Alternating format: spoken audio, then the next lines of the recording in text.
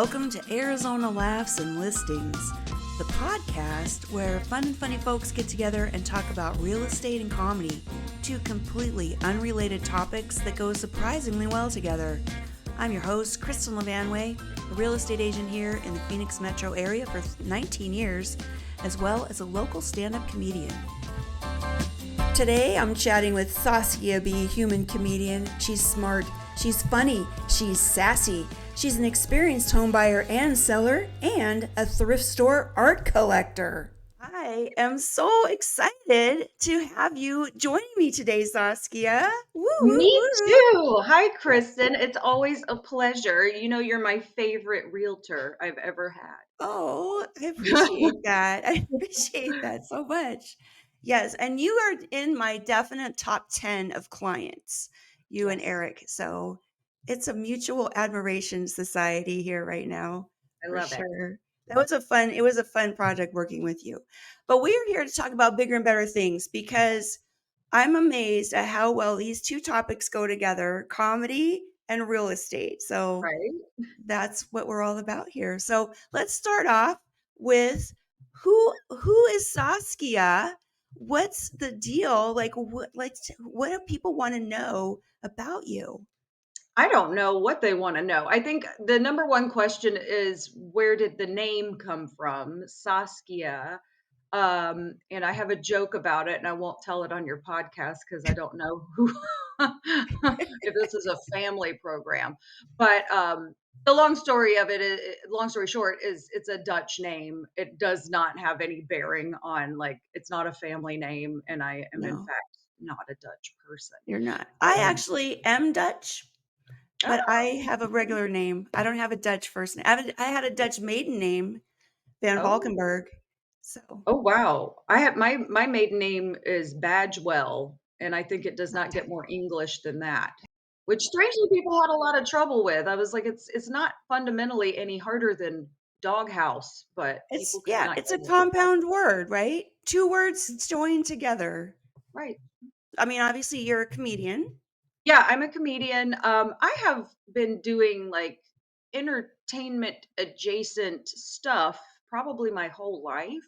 I grew Oh, up in Orlando, Florida, and in Orlando, my dad worked as an actor and a singer and a casting agent and did all kinds of entertainment stuff.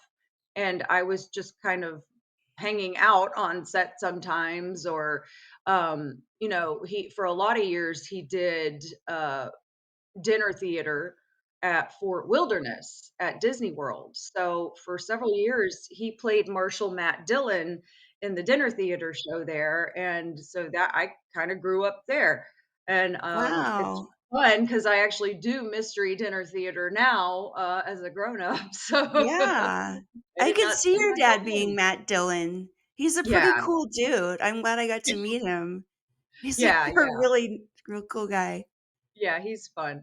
But yeah, I think just being around that growing up was impactful. And it probably doesn't hurt that my parents did put me in acting school when I was like 10 years old. And I think part of that was because I was painfully shy.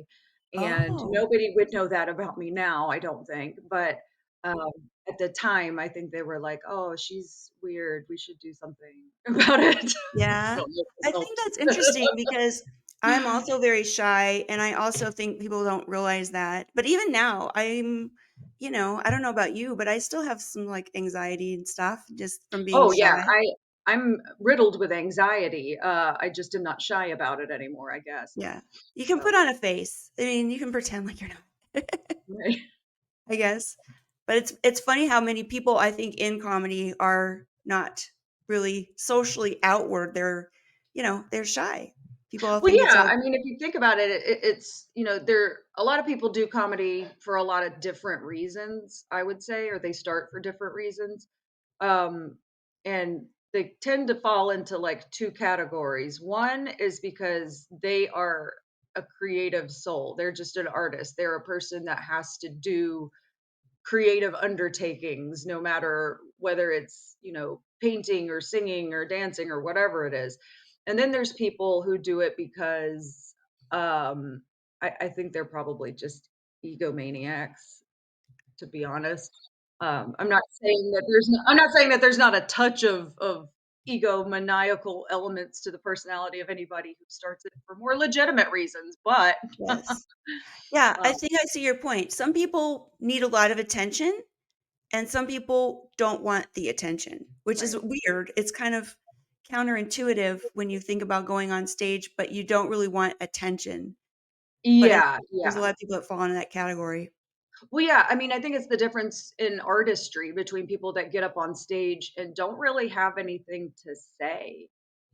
They don't Yeah, have anything to talk about. They don't have a unique point of view. I think one of the things that I gripe most vocally about is like open mic culture, where it's a lot of young guys and they're learning and they're new and they're getting out there and they're doing it, but it kind of turns into a little bit of an echo chamber where if it's like yeah, you've got everybody at the show has the same point of view, then what's fun about that? That's just not that yeah. interesting. I hear what you're saying. It takes a time. It takes a time for you to find your voice. I've heard Mhm. sometimes 10 years before you really Oh figure out what it is you wanna talk about. So, yeah. Mhm. when you're just starting out, I guess we have to you gotta give them a little grace. They're Yeah, navigating, so sure. they'll move on from the standard jokes that all the That's the great youngsters. hope. Some of them do, some of them don't. Yeah, that's true. But you know what? As long as they're getting what they want out of it, then it's cool. Let's move on to our next segment, which I like to call your firsts. Okay. And so I love to hear about people's first house and Yeah. their first comedy show. You can start in any order you like. Okay, so as you know, my husband and I, we've owned many homes over the course of our marriage. And our first one was this was technically his house, but we became married while we were living there. And it was a little tiny, um, I think like a post-work cottage in Tuscaloosa, Alabama, in a little old neighborhood that at one point in history was just young families, and then over the years, people aged out, and then the college campus there got a lot bigger, so a lot of it turned into campus housing. But at the time when we lived there, it was still mostly the old neighborhood folks that were still living there. So What's it the was time frame, the circa of the neighborhood? so, I would say that house was probably built in the '40s. Okay. I don't know for sure. I don't really remember all the details of it, but it was an older home. And to this day, Eric says, like, when he has nightmares about that house. Or it, like it's the thing of like, "Oh god, what's gonna break next on this thing? What are we gonna have to like, Oh, we're gonna have to dig up the backyard to deal with the plumbing. We're gonna have to replace the roof. We gotta get a new AC unit." Like, it's just, with an old house, it's always something. right. And that So is the not the theme of it fondest of being there. memories in that house, it sounds like.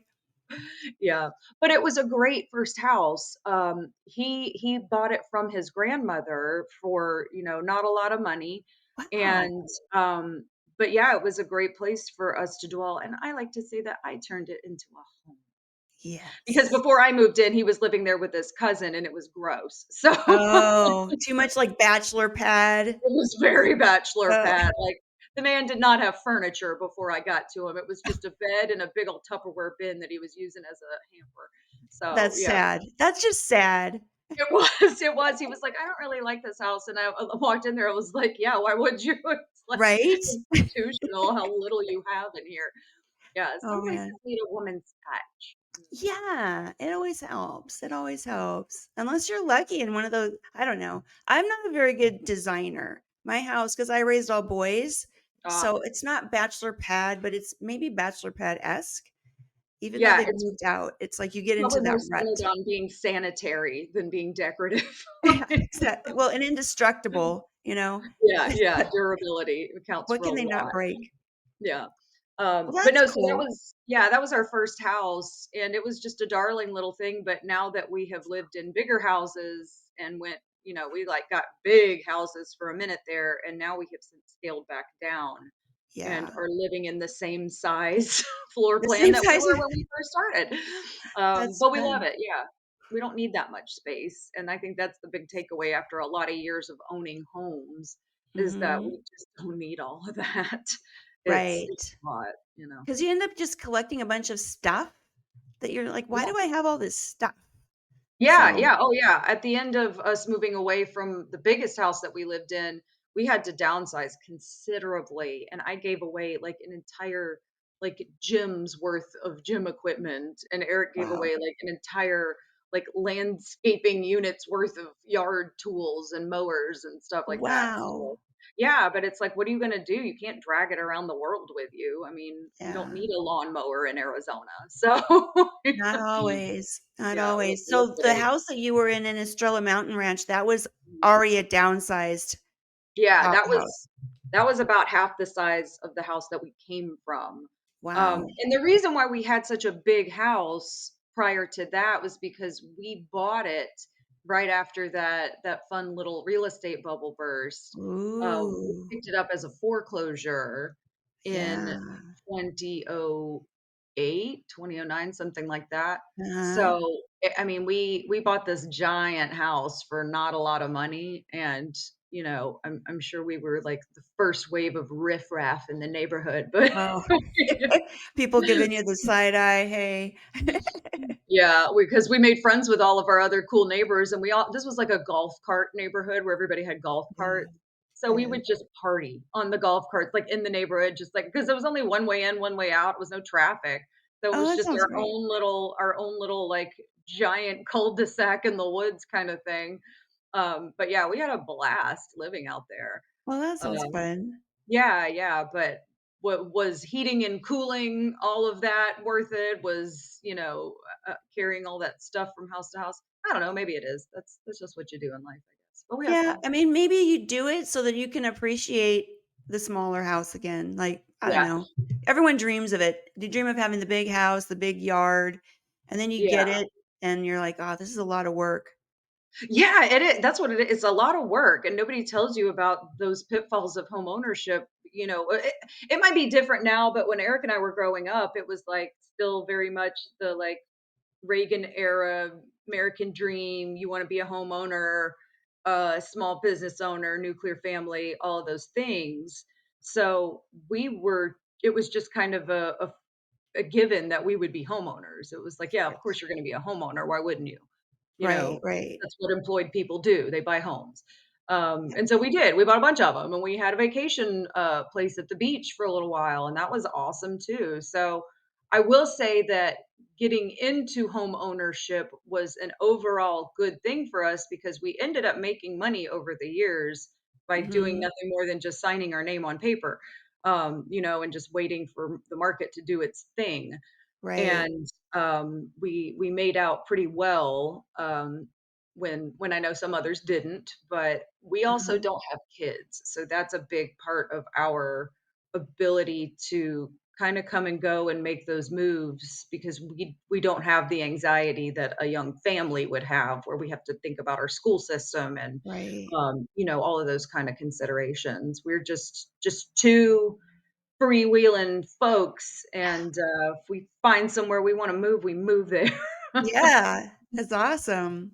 Yeah. But it is a good point you raised. The home ownership is a great way for just the average Joe to build wealth, and that's Yeah. one thing I'm concerned about is I feel like it's gonna be harder going down, in future generations for that to Well, yeah, happen. it will be Stop because if you'll harken back to Right. the beginning of the tale, remember my husband bought that first house from his grandmother for Yeah, a very, very below market price. And yeah, without that kind of, generational generosity, that a lot of people are not going to have to rely on, it'll be harder to get started. It wouldn't be impossible, but we definitely were fortunate yeah, because we had that gift up front. for sure. Mhm. Alright, first comedy show. Oh, okay. Yeah.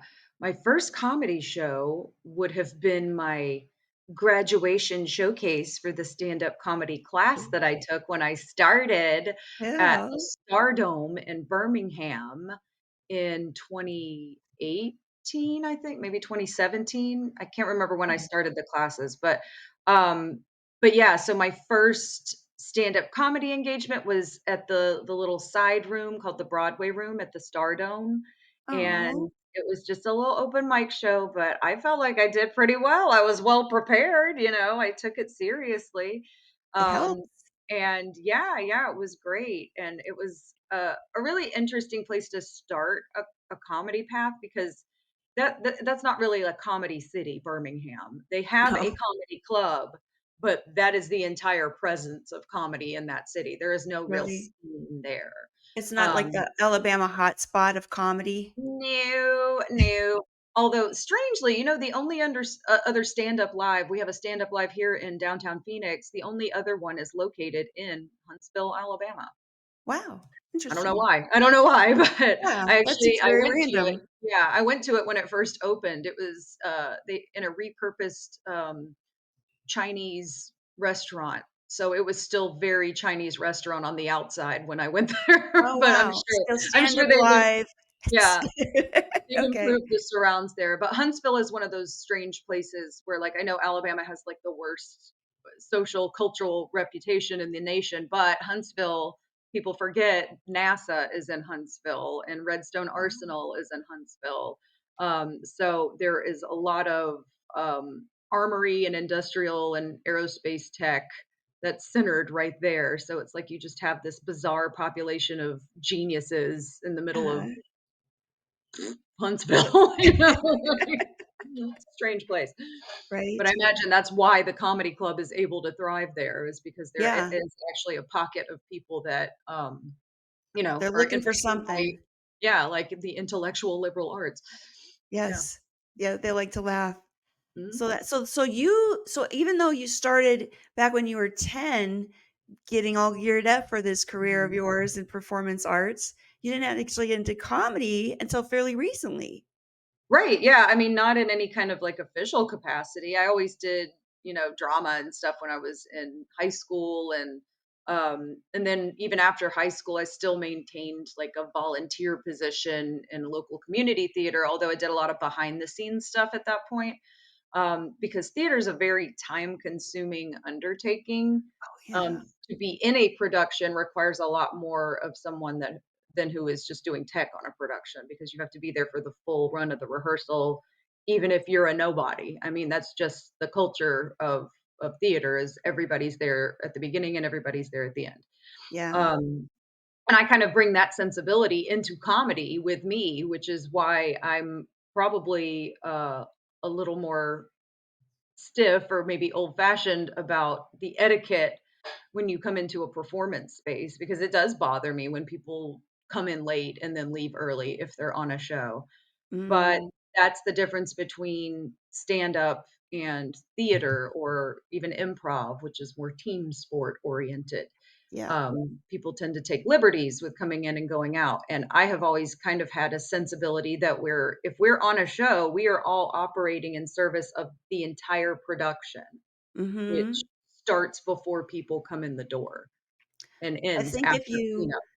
if you get a chance to produce a show, then you learn about all that stuff because it is very nerve-wracking when it's 5 minutes before it's supposed to start and you're like, Where are they?" And then, Mhm. yeah, you should hang out and support your fellow comedians. Yeah. Yeah. And we can't always do that. I mean, we can't all Mhm. do everything. We all have lives, but there's a decorum, and I can tell people that are there have been people that are apologetic when they have to leave early. I tend to be one of Yeah, those people because I don't like to do it, but sometimes you got to get on to the next thing. sometimes you do. Yeah, sometimes you have to. But I think that if you'll get more out of it if you put more into it, Yeah. and that includes the support and the being there and the Yeah, well, camaraderie. and there's a lot of networking and a sense of community that comes with that kind of thing. And I mean, I can't count how many times I've been booked just because I was hanging out and just struck up a conversation with somebody. I mean, that's often how stuff like that happens Right? Yeah. in stand up. Yeah. So yeah, it definitely behooves anybody to be engaged in the overall Yes. production. Don't just show up for your stuff and then leave. Yeah. You'll definitely get more out of it. Mhm. All right. Speaking of, let's move on to your favorite rooms. Now, Ooh. I know that your place now, I don't know, do you have a favorite room in your place now? I don't know that I have a favorite room. This is we live in an apartment now, so it's relatively small. But I think my favorite thing, it's in this hand, but I would be a bad weather lady. This Oh, hand, okay. This wall right here was one of my requirements for anywhere we live. I have to have a gallery wall. I got oh. very spoiled at my old house because we had cathedral ceilings and I had these big walls that I had to cover. And I had a massive collection of paintings and artwork that I had just like picked up at thrift stores or at, secondhand shops on vacations, going antiquing, stuff like that. Mhm. So I had just collected a lot and I had a lot to cover the walls with. So I did. And I just loved having my little collections all over the place. Uh-huh. But like I said, we did have to downsize. So I had to pare down to my favorite things. But what you see on the wall behind me are all of my favorite pieces that I've retained. Yes. And many of them have stories. I'll take you on a quick walk Yes, around. let's Let's check see. out some of them. All right, let's see. Here we go. All right. So, and I can tell you where I got a lot of these. Most of them were thrift stores and stuff. But you'll see a lot of them are kind of like landscapey. Yes. This this one behind me, that right there, that's the Colosseum. We actually got that in Rome. And I would also have a painting of the Vestal whatever building things that were down there, but we left it in the cab in Italy. Oh, So no. so Oh, some nice patron in Rome got a free an a amazing free painting souvenir. from me. Yeah. Wow. The other things, this is my cow behind me. Oh, yeah. She doesn't really have a name. She's just pretty moo cow. But that was one Uh-huh. of the first paintings that Eric bought me when we moved to Birmingham. There was like a little secondhand shop there, and a lady was selling that painting for way too cheap. She had no idea what Oh. it was worth. Oh. So I have it now. But yeah, so all of these paintings, and they're just things that I've gotten on trips or things that people have given to me. This mirror behind me, cool Uh-huh. sparkling baby sham, means Oh, nothing. I just thought it was cool. So, it's cool. Yeah, it's very cool. That's so but that's fun. yeah, that's my favorite room in my house is just wherever my gallery wall is. I think that's interesting because when you get right down to it, there's the stuff doesn't really matter, but all of those things are all related to memories. Yeah. That's all like memories for you, experiences that you've had. That's what's all about. Yeah. So I think Yeah. that's super cool. Yeah. Yeah, and I'm not the only one that does this while I'm taking you through a tour of all my junk. Look at this. I got that typeset tray for like $7 at an antique shop somewhere in Indiana, I think. And then Oh, over the years, Eric and I have just filled it up with all of our little tchotchkes and oh, that's nonsense. And cute. yeah, just like how like boys like to pick up rocks? Yes. That's my husband is that boy. He He we likes this thing is full of rocks, all kinds of rocks and stuff. I on Kristen, this is the truest fact. I did not know that my husband collected rocks for like the first 10 years of our marriage. I've been he married kept to it this man secret. for no, I just always would find rocks like on the counter or something. And I would be like, okay, there, I guess. And he was picking them up and intentionally because he just thought it was a neat rock. Oh, well, there's worse things, I Just guess. neat. Yeah, yeah, totally. I mean, I don't begrudge any happiness for it. But for me, Yeah, with the untrained rocker at the time, I was like, what? I don't understand why you want to carry around a pocket of pea gravel every day. It just doesn't make sense. exactly. I would be the same. I don't know. I don't have a good appreciation for minerals is what it comes down to. My They're appreciation has grown, but I certainly didn't get it at first. So, yes, yes. Well, that's good. That's good that you guys have come together on yeah. this. All right. Favorite room to perform in? Ooh, wow, wow, wow, wow. That's a good Be question. more than one answer. Let me think. Let me think. Let me think. I think it doesn't really have to do with where the room is. It's about the chemistry in the room amongst the audience and the performers who are there. So the best Mm. times that I've had, because I've performed multiple times in the same room, and I'll have a bad set in that room or I'll have a good set in that room. But Uh-huh. the times when I have a good set, there's usually like the common denominator is the people that I am in Oh. the room with. So uh to give you a non-answer, my favorite room to do comedy in is the room where all the people who are having fun are in. Oh, that's a very good non-answer. Can you Yeah. think of 1 or 2 shows where it really clicked? Ooh, That really pops out like, "Wow, that was a really great experience." yeah, actually, Jason Santiago, he does a show at House of Comedy called Pick Your Punch. And Oh. it's a thing where you go up to perform, but everybody submits random punchlines and you have to pepper them into your set as part of the game. Like whoever does the most punchlines or does the best job or whatever gets to headline the next show. And I did that one and I had so much fun that I couldn't stop doing the game part. When it came time to do my headlining set, I went back and headlined and I was still playing the game. I just wrote down the suggestions from everybody else and then just kept playing because it was so much fun. I mean, it Wow. was just having fun for me. I thought that That was is fun. amazing. And on that note, I will say Lou Moon's Act Out, which is at the Bridge Improv Theater in Mesa, I think it is. That's another one. It's like a combo stand up and improv. So it's like like a stand up will do their 10 minutes or so, and then the improv team will do like 10 minutes of scenes on the previous stand up thing. So it was just so much Oh. fun, not only as a performer to watch the improv team pull bits out of your set to like do the improv scene, but it was also way more engaging as an audience member when Yeah. like makes you listen a little bit harder because you're like, oh, okay, they're going to use stuff from this to like play into the next thing, and I want to be able to understand what's going on. So for that reason, it was an incredible show. The energy was awesome. The creative spirit of the whole thing was great. Uh-huh. That Um, sounds like such a fun yeah, idea. it really is. It was so cool. I love any kind of mashup of improv and stand up. It's always like Yeah. 'cause the best comedians can do both. Are they still doing that show? The Act Yeah, Out I show? think Blue Moon does That's his great. once a month, I believe. Uh, Wow. and then I can't remember what I said the other one was. I don't know. I think that might have been a one off. But Pick Your Punch. oh, no, no, no. Yeah, Pick Your Punch. Yeah, that's an ongoing one. So yeah, Jason's show at House of Comedy, I believe that's once a month or so.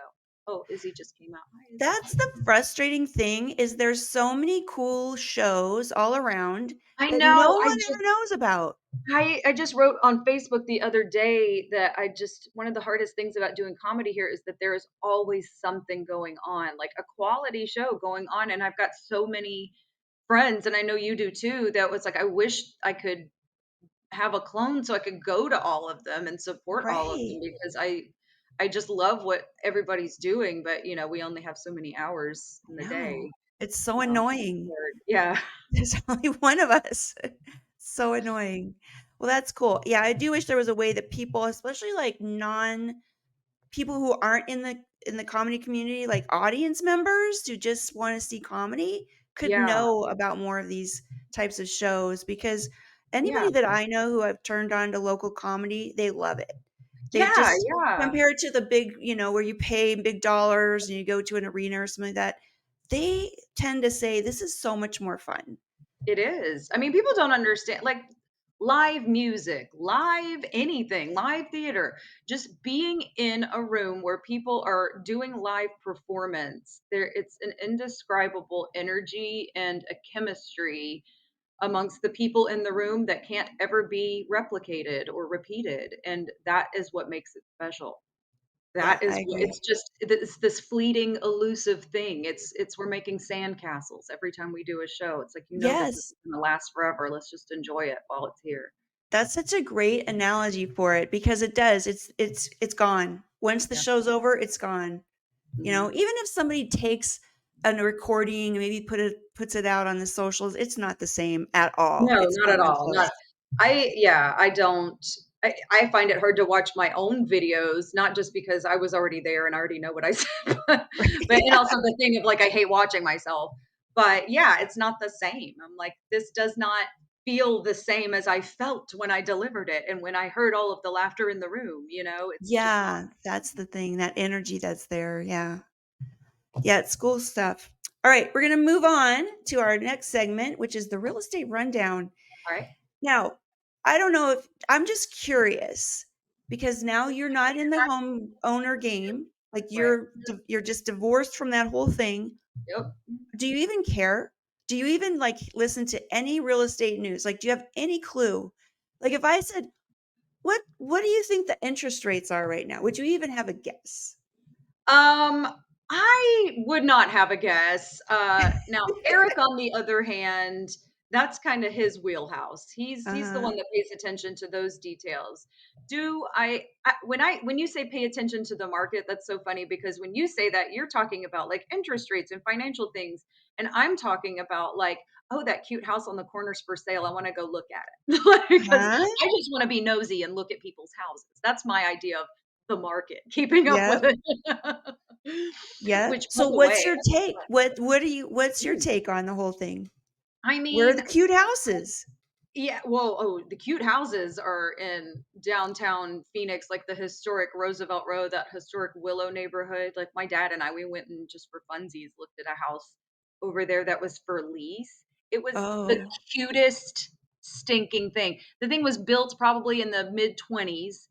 The doorbell, when you open the door, you could turn it and it made a noise like a bicycle, like ring, ring. Oh, It had this kind of wow. doorbell. It had the little, like, window that you open instead of a peephole, it was like its own little Oh, the little door that you look speakeasy through. thing? Yeah, all of the little Oh, architectural details in those old houses, like a little place for your telephone to sit, you know? wow. Yeah, yeah, but it was so charming, and that's the kinda house, like, if we ever did move into an old house again, it would have to be one of those that Yeah.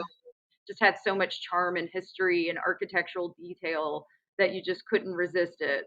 Oh, Because yeah. otherwise, just to move into like, an old box cutter bungalow or Yeah, whatever, all I could focus on would be like how much dust is in the corner that won't ever come up. right. Your basic 70s ranch, Yeah, avocado green, which yeah. I don't know, if you ever find one of those 70 houses 100% preserved, they're actually kinda cool too. When you walk into the kitchen and it looks like it's from the Brady Bunch or something, I Yeah, don't yeah, know, even but it those has are to kinda be cool. preserved. It has to be Yeah. pristine still, yeah, we don't want that worn in look. We like it, Yeah, yeah. but not like no one's ever cared about this house and it's just sad and Yeah. that's not the same. I feel like my house is in between that. There's like so many projects. That's the thing. A house is just work. So Oh, yeah, I'm it's a jealous of you never-ending guys. to-do list. It's maddening if you don't like to do things, which Yes. like, I want to be a person who can do gardening and nurture plants and stuff like that, but I've been at this for 42, almost 43 years. I don't have a green thumb. It just ain't for me. You're And just that yeah, you're I just mean, so accepting that fact about yourself. right, right. So it's like, I don't have to worry about landscaping anymore. I don't have to worry about if the sprinkler system has sprung a leak again. I don't have to Uh-huh. worry about replacing the tree that got blown down in the last monsoon because the HOA says we have to have a tree in the yard. Right. I don't have to deal with any of that. So that's nice. I quite Yeah. enjoy that. Yeah. Yes, yes. Yeah. I think that, and I think that going forward, there's going to be more of these homes whether you rent or buy that are gonna be like the higher density, so either townhomes or condos. I've lived here long enough to see the changing of the downtown areas. I mean, most of them used to be places where you just make sure your doors are locked when you drive through. They were really scary, but now they're becoming like the downtown Phoenix area, that used to be nothing, and now it's pretty vibrant. Maybe not the best downtown you're ever gonna come across, but it's getting there. It's fun. I mean, it's definitely been gentrified, so, but it's still a downtown area. As you know, I live in the Roosevelt Row Arts District. I love it. It is just a joy to walk around and see murals and street art, and A lot of independent restaurants and stuff because I've gotten to where I've like turned my nose up at chain restaurants. Uh, but and breweries and just a lot of like sidewalk cafe culture, I would call it. Say walking around is just really fun. In the burbs, you have to be very intentional about if you want to Yeah. walk somewhere because you're far away from everything. But here it's nice. You can just walk outside, walk around the block. I'm sick of walking around the block. Okay, I'm going home now. Right. Yeah, exactly. You have to drive somewhere. If you live in, like, Gilbert, you have to go drive somewhere to walk around. It's not quite the same experience as walking out your Yeah. front door. I'm curious if you find that you're meeting people in the community. Like, does it feel like it's an actual community there? Yeah, absolutely. Again, because we are on foot a lot, we go places that are within walking distance. And since we're there a lot, we have befriended the staff. We're regulars over at Pedal House. So they just bring us our drinks. They don't even ask us before they say hi. That's So, awesome. so that's like really, really fun, for me. That's Um, awesome. yeah, and then there's people that we just see who live around here and we see them on the street and we say hi. And, I, of course, have the dog. And so walking the dogs, we have dog friends who we see out there and, Uh-huh. ones that Izzy likes to say hello to and all that good stuff. But yeah, I do feel a sense of community down here. It's really, That's really nice. nice. I think people are really looking for that these days, you Yeah. know? People wanna Yeah, feel for like they sure. belong to a community. Well, yeah, and what I was gonna ask you since we were talking about real estate rundown, and Estrella, like I noticed one of the things that I had never seen before I moved there were the what are they called? Next gen homes. Oh, They're the yes. multi-generational living arrangements where Mhm. you essentially have one house, but there's a wing of it that is locked off privately, something akin to like a mother-in-law suite or something like that. Right. But it's designed with the intention of like if you have elderly parents who need to come live with you, or if you have grown children who maybe have special needs or are in transition and don't have housing or whatever, then that's a place for them to land. I'm curious to know from you as a realtor, like how popular are those? And do you see that Very getting more popular. popular? Oh, Because it's yeah. like with rising rates, how attainable is homeownership for the average bear anymore? I don't know. I mean, I got It's started early, so I already was over the hump, but right. is that a realistic prospect for people who are maybe in their 20s right now? Are they going to have enough money to buy a home, or is multi-generational living going to be their reality? I think it's a little bit of each. I think the multi-generational is becoming it used to be nobody had that. Nobody's mom lived with them, it just wasn't the way Mhm. our culture is. But Right. now you're seeing that more combined households because it is so expensive. Yep. So those kind of properties, those next gens, I think are genius. And there's one builder in particular who kind of sort of championed those, but now other Yeah. builders are kind of following suit with a similar setup Yeah. because it's not the same as having like a mother-in-law suite where it's all together. Right. Those next gens are actually a separate, like you can lock that door. They have their own Yeah. Yeah. garage. Some of them have Sometimes their they own even have their own little garage. backyard. Yeah, it's Mhm. like a really great setup.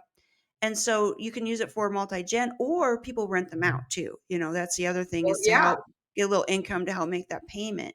Yeah. So I think that's one way. And I think the other is people who are just starting out with their first home, you know, Mhm. and it's probably from just the social media Kardashian sort of mentality where you want to have this Pinterest house right out of the gate, Yeah. but it's hard because they're expensive. So if you can say, Yeah. "Well, I just wanna get like a little townhome or a little fixer-upper house and put some equity in there and, work up the ladder like most people do," then you Mhm. can still do it, Yeah. but you might not get your perfect house right out of the gate, but Yeah, I your don't know starter anybody that house. gets the perfect house out of a starter home. Exactly.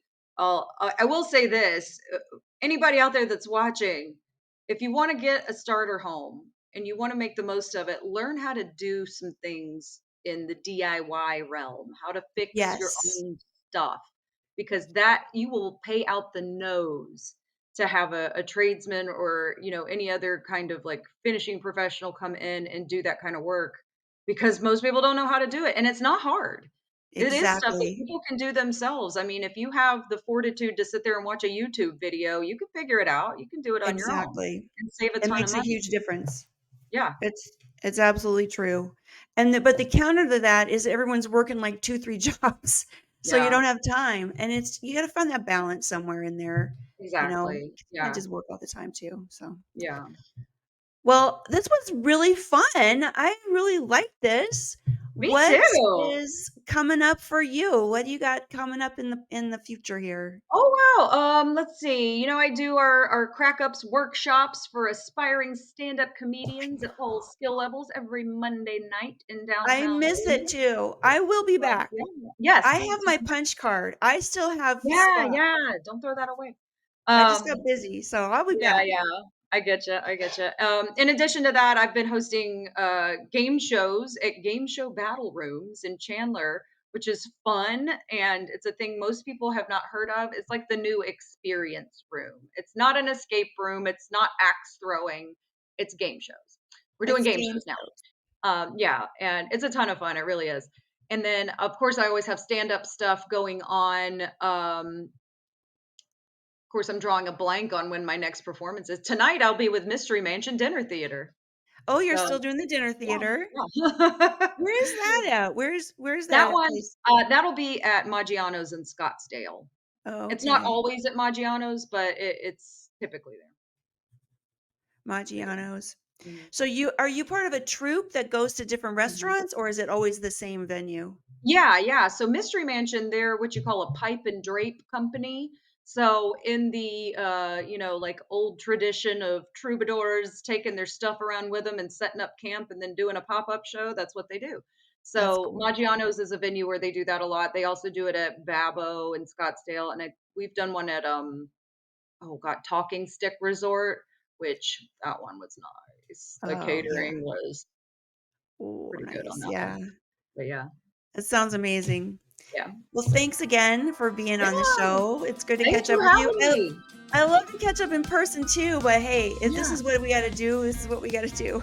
Hey, I'll take it. I'll take any kind of Kristen I can get. Same here. A little Saskia is always makes the day a little bit brighter. So. Look for Saskia at Crack Up's Comedy Night, Game Show Battle Rooms, the Mystery Mansion Dinner Theater, and be sure to follow her on the socials. See you next time at AZ Laughs and Listings.